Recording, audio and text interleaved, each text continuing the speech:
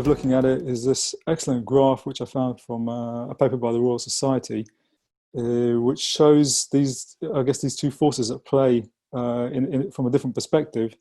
You've got utility going up the curve, up the graph, which is, what can you do with the data, and being able to do more and get more for it.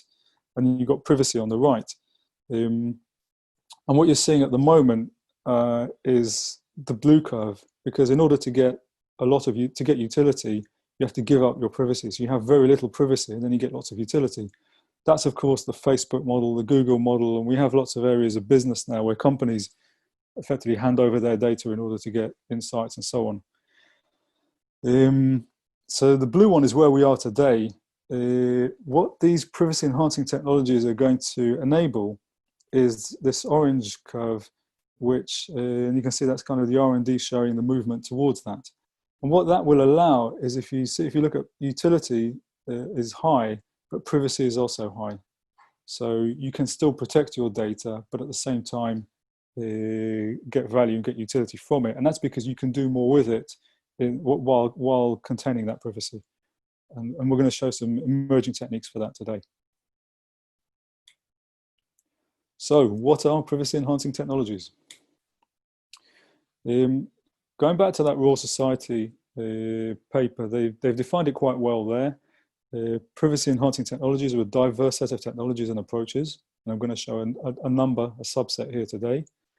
And in data analysis, they allow the derivation of useful insights from data without requiring full data access. And that's really the key. The key is that you can do things with that data without necessarily having access to the data itself.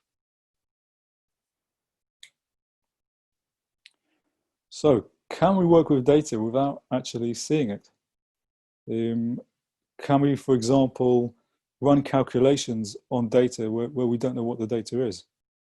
Can we extract insights from data without knowing what's in the data? And the answer now is yes, we can.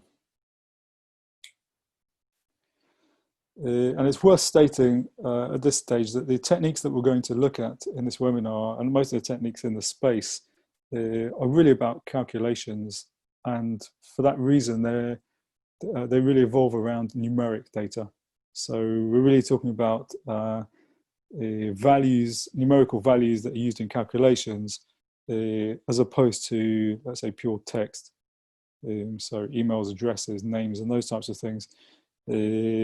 Probably less relevant at this stage, although I'm sure with time will become the technology will become adapted and more usable for text data as well as numeric. Okay, so looking over the privacy technologies that we're going to look at today. So we're going to look at trusted execution environments, something called homomorphic encryption. We'll very quickly touch on zero-knowledge proofs, more in order to provide the context in which they fit into this.